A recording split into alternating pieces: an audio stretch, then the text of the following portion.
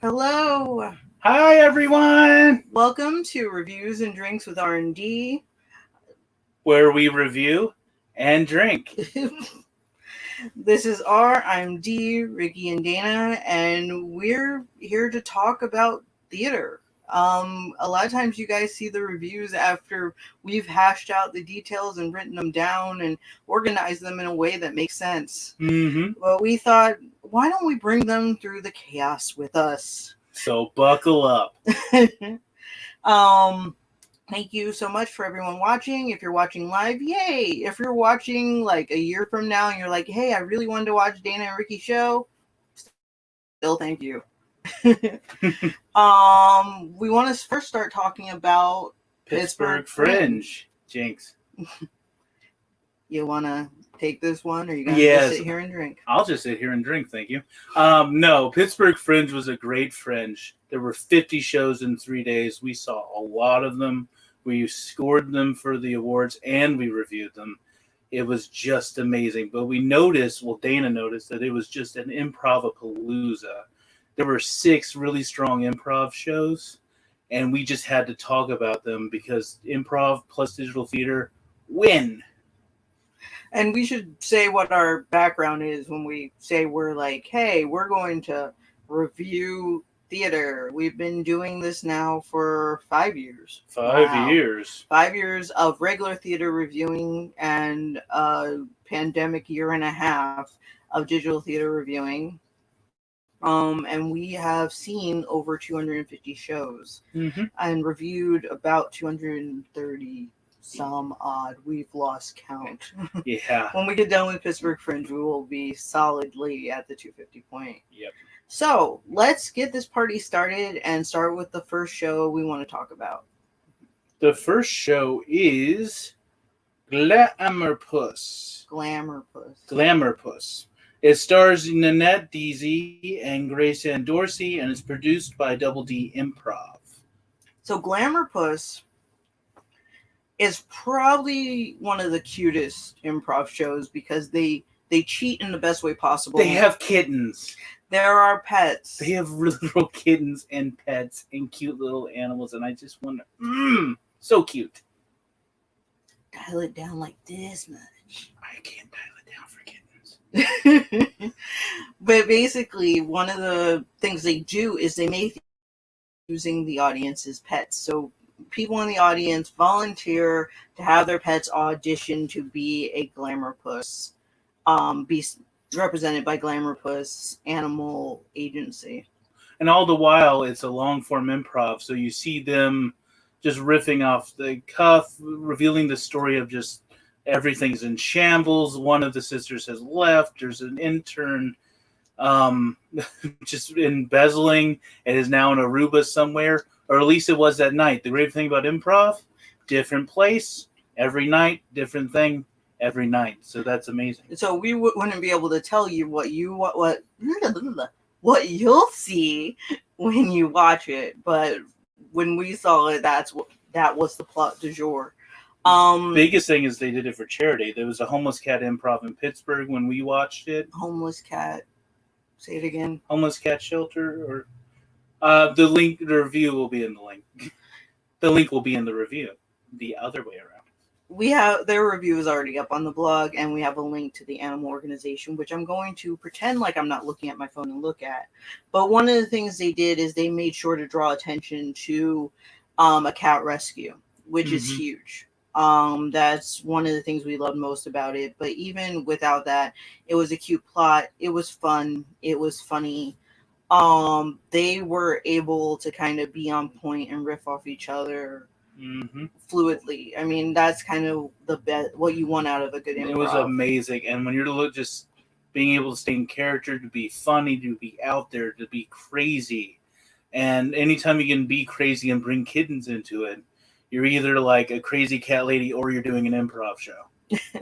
But one of, I think, the best things about it was just that it felt really natural. It felt like you were really watching the sister duo, over the top makeup and hair. Yes. A lot of fun.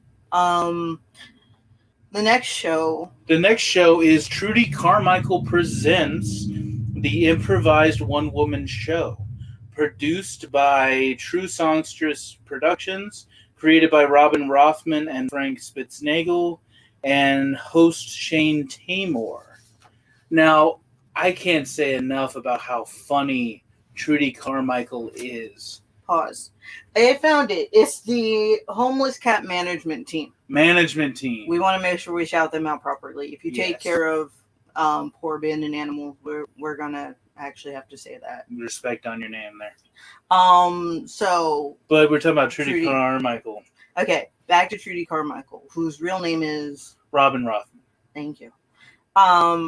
That was really cool. I Mhm. don't remember if I've ever seen like a one-person long-form improv before. They're there, but just the idea of her concept of the one-woman show.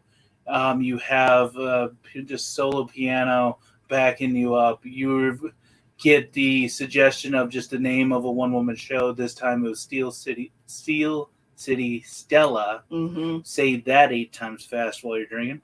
And she goes from there. You get one title and everything else. I mean, she did like talk back and forth based on comments and things like that. And it was just so funny. I mean, you were the one who were laughing at her the whole time. Well, what I found, I mean, the whole shtick is that she's a lounge singer. Mm-hmm. And each night she does a different performance based on what you, the audience, come up with. So each audience member can throw out their own idea. Like we did share the one woman show. Didn't get picked that time, but Nope. Steel City Stella got picked up. And she just makes up songs off the top of her head based on those different things. Sorry. I just was admiring how much she and Frankie Keys, the character, it's Frank Spitznagel, is her partner. They had the this piano back player. and forth. Yeah. I know a lot of times you have like music and improv going together. Music improv is its own thing. And the idea that you have to be in each other's pocket. You have to be reading each other's brains. You're truly in the level of like when they sneeze, you say at you. It's just that kind of. Well, and what was really cool about it is these songs didn't feel made up. They felt almost real. And so as she's like, yeah, then this one's in the style of she did that night. Like he would start playing and she would make up words. And it was just so seamless and yet so funny. And again, an over-the-top character, a character that's completely made up, travels around, does her lounge show act, but while you're watching Robin do this, you're caught up. You know, you want Trudy's friend. You want to see where she's going next. You're wondering how the tour's going. And one of the more professionally polished than we've seen Mm-hmm. in a while. Just the way, I don't know what platform she was using, but having her name up there, everything in the frame, working wonderfully. Great sound. Yeah, I mean, like, it was definitely either on StreamYard or Zoom, one of those, and her sound sounded like we were right there with her.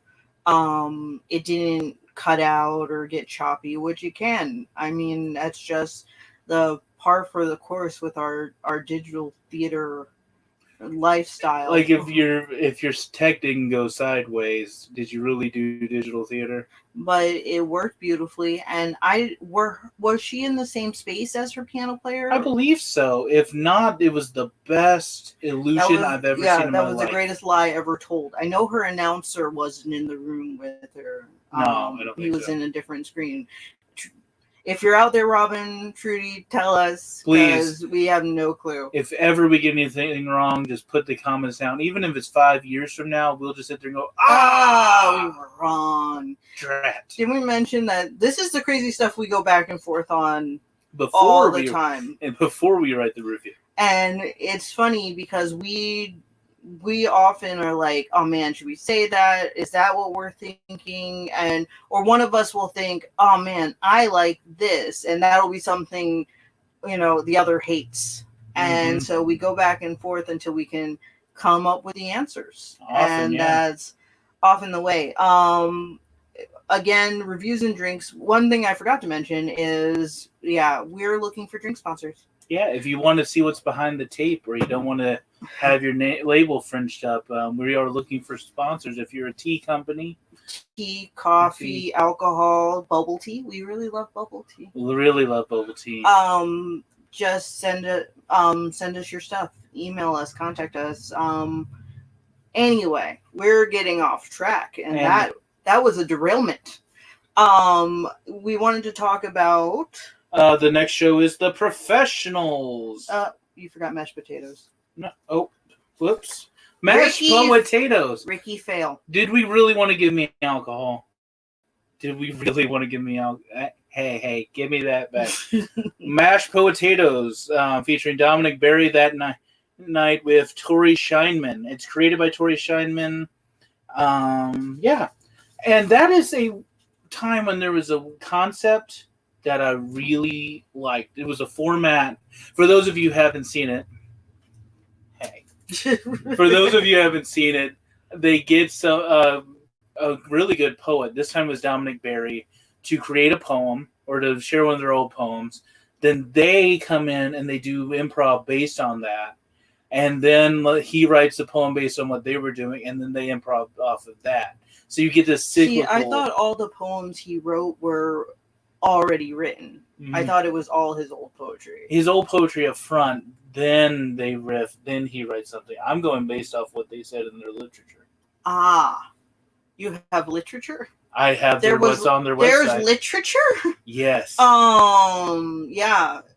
I'm going to say this. It didn't hit for me that night. And that's not saying it was bad or good. One of the things our rules, we never say good or bad or whether we liked it or not in our reviews. If you're a reviewer, whether you liked it or not isn't really anyone's business. It's what were they trying to do? Did it work? If so, how? If not, how could it be better? But one of the things that didn't work for me, at least, and I mean, other people may not have felt this way, is that his poems were actually really deep and kind of had these emotional resonances.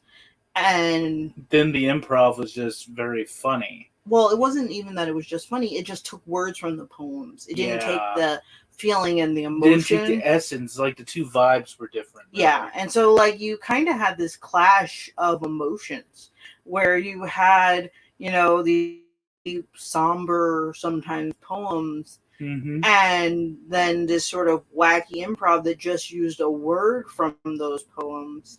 And I just feel like if you're just going to throw out words and have them be ripped on, mm-hmm. you don't need the poem. The poem, I thought, was going to provide, I don't want to say more structure for the improv. Substance? Or no, not substance. This is what happens often. We don't have a word for what we're describing. But it'll we're show describing. Up.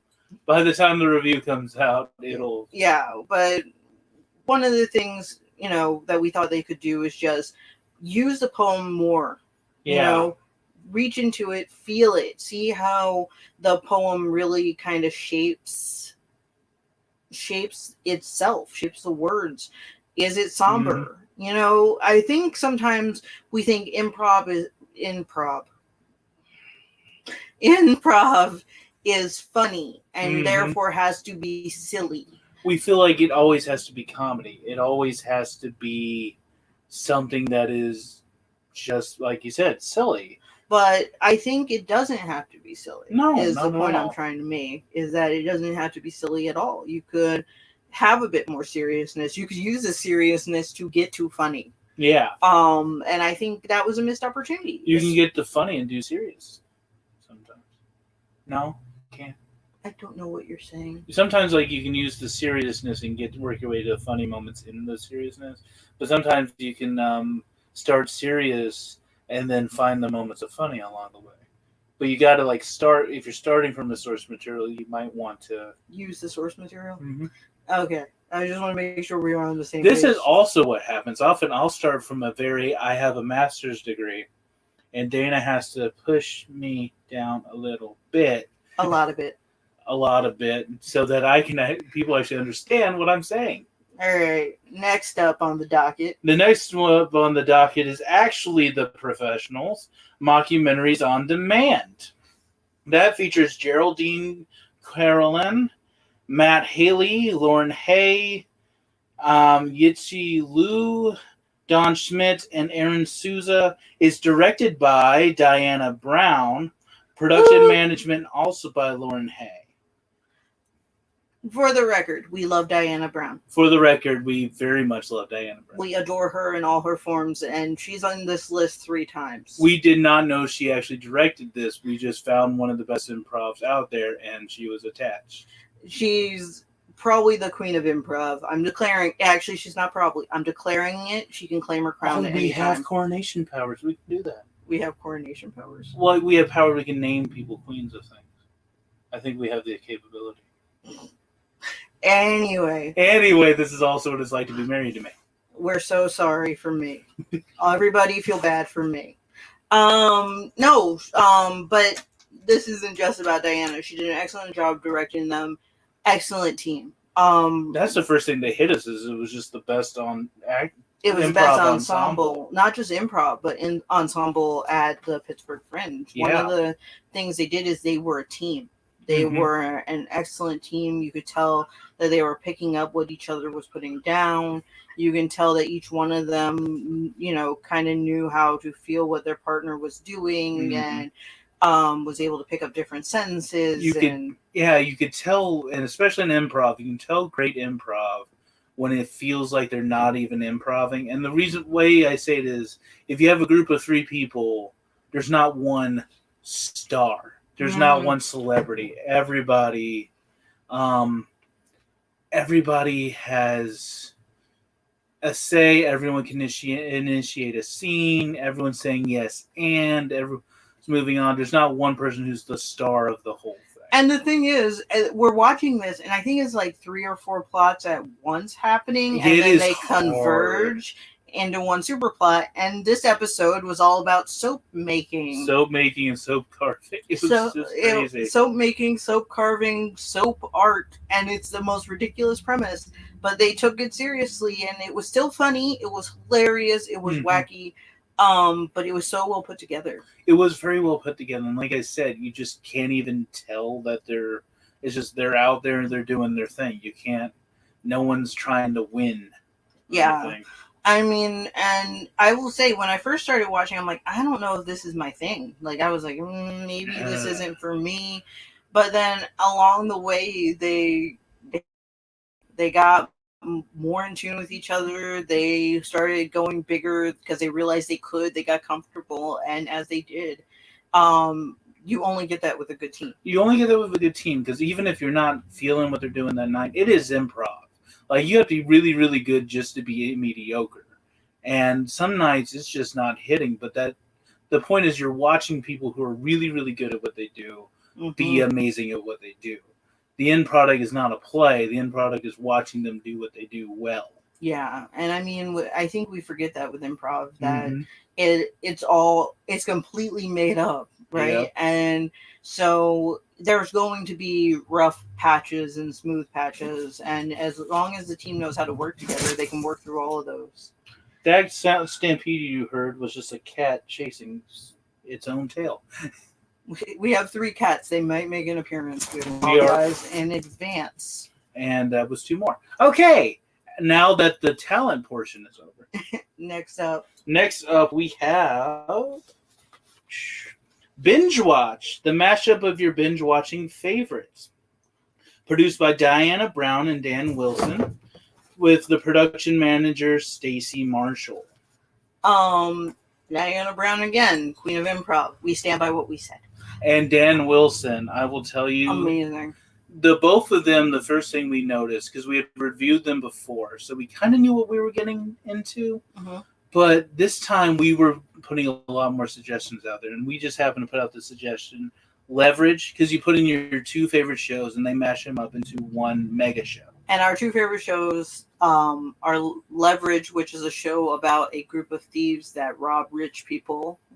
Very Robin Hood, but very techno, right now, modern Robin Hood. And The Masked Singer, which is my obsession, not necessarily theirs. It just had its finale. Yes. But we put those two out there, and somehow I don't know how. they came up with the best episode of Leverage I've ever seen. And they even talked about, because they asked us for, you'll see in the video that they asked us for like elaboration. What is that? I've never seen that show there. And it's almost a little point where they're almost psychics or they're cold reading me.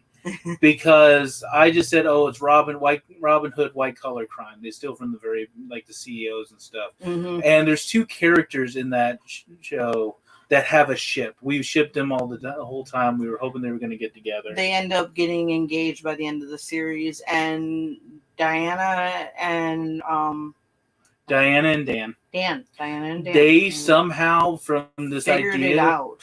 they figured it out, and there's just the two of them, and they do very different characters during the show. They will take on different characters because they're also taking on They're different the plot whole points. cast. So instead of like a group like we were talking about with the professionals, it's just the two of them doing like 20 different parts. And so they're doing this thing, and all of a sudden we find ourselves crying. Yeah, it was like the improv doesn't make emotions. It's like, why am I crying? Because they're doing like the most touching love story, and he had a mask. He did the mask thing, or he just picks up. He had Up a a mask mask. lying around because he did. And That's so what happened. This showed us that like there are improvs where all of a sudden everything feels custom made for you. Mhm. Which it is custom made for you. They're making something right in front of your eyes, but it almost feels like they hacked your life. Yeah. Like, were they watching? Were this is a 5-year watching us watch all the seasons? How did they know our favorite show? Or is half the show made in our head? Do they literally know nothing? And we added the stuff in, but that's the example of how two people on an improv team could make the entire show. And we're going to talk about our last show on this order, and it's very near and dear to our hearts. Tilted Frame at Home. It has the team of Jamie Paulson, John Baumgardner, Diana Brown again, Misa Doi. I put Jamie Paulson in here twice. I wasn't drinking, I swear. Miles Berman, David Svengalis, and Matthew Quinn. And it's produced by Combined Art Forms. They're our friends. And so at first we were like, oh, we've seen this 1,000 times. What could they do new? How could they do anything new? Yeah, like we've seen them before. We love them, we adore them, but they did. We actually try not to talk about them because we've seen them so much and we're all friends. Like, oh, we love them too much. What will we say? But it actually turned out wonderful, and you can see they're a team that does, puts the work in, and like if there's an improv workout, they're doing it, and they're getting stronger all the time. They've taken audience notes, audience suggestions. They also dramaturg this like nobody's business. Yeah. They take audience suggestions. They read the reviews. They take our suggestions. I mean, like they're probably like reading over our reviews with a highlighter and like, this part. And I remember saying in the last review, they were the elder gods of digital theater. Anyway, they were doing digital theater way far back when they started. And so before there was this thing called pandemic theater, you have the best definition of pandemic theater out there. Before we all had to do, computers in our house, they did it just cause. They experimented and they tried with Skype, and they used Skype to do improv.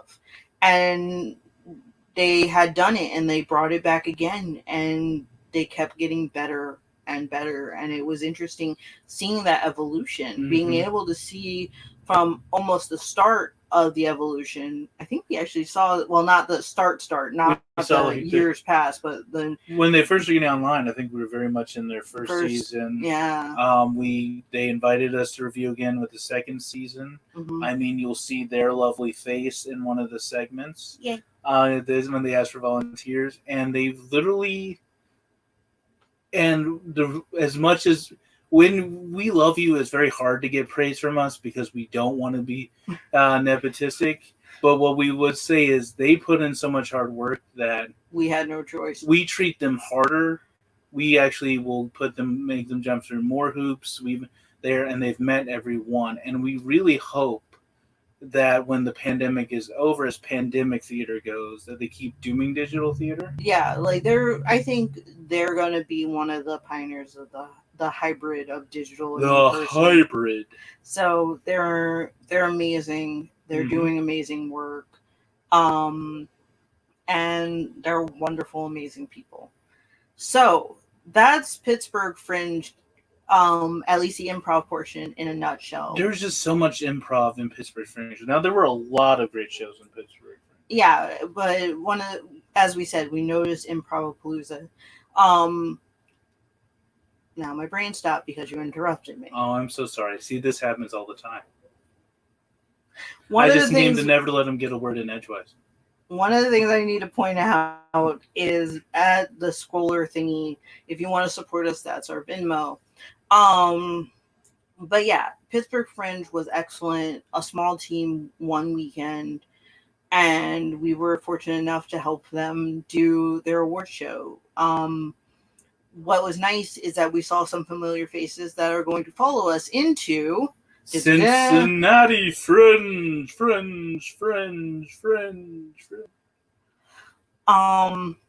Cincinnati Fringe, another big It was our pioneer. first Fringe. Yeah, our first Fringe, like being critics, was Cincinnati, and they're another big pioneer of the hybrid of doing things online and in person.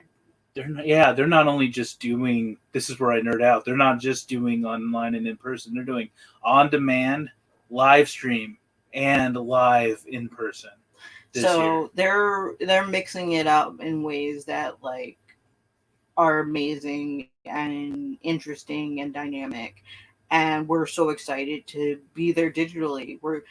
We were trying to get there in person, but it doesn't look like it's going to happen, but we will be there every step of the way digitally. Yeah, and definitely hit that Venmo up if you really want to support our work. Cincinnati Fringe will be a lot of our month with a couple other. I mean, it's June 4th to the 19th. But what we want to talk about is some of the people we saw at Pittsburgh are heading to Cincinnati. So Tilted Frame is going to be there. We're so excited for them. Brian Feldman with TXT Show is going to be there. I'm trying to think who else from Pittsburgh to Sexology the Musical. Oh, Sexology the Musical, who's also going to be there. And there's going to be a lot of people we've reviewed before in there, of course. And it's like old friends for us because there's going to be Queen City Flash, Peter Michael Marino, Sean P. Meddy. Yes, but that's not who I'm thinking about. Every time you talk, it goes out my brain. Performer, dude, talk, sit. Martin Dockery. That's the one. Martin Dockery is going to be there too. We've seen his show a bunch of times. So what we're really excited about is that anybody, anywhere can watch this show. Mm-hmm. And I mean, it's really exciting for them to do this again, to do more. Yeah, and like I said, support us any way you can. If you really want to know anything more about the shows that we talked about here, we have a blog post up on the blog right now that has links, the pictures, and everyone who was featured. And if you want to read the reviews, our pinned post at the top has every Pittsburgh Fringe review up right now. We have more coming up. Anyway, that's our first attempt at reviews and drinks with R&D. Hopefully, send drinks. Yeah, send lots of drinks. Send all the drinks, not just the alcoholic ones. Oh, more alcohol. We'll probably try to do this again in a month, probably after the Cincinnati Fringe. Oh, definitely. And we love talking to y'all. If you have questions, comments, concerns, things that you're like, I completely disagree and here's how, feel free to write in the comments or message us. We're readily available. And hopefully we'll see you again in June with a whole lot of feedback from Cincinnati Fringe. Oh, definitely. And our thoughts on the wacky, wonderful, keeping it weird that they do there. Got anything else to say? Night. Say goodbye, Ricky. Bye, Ricky. Thank you.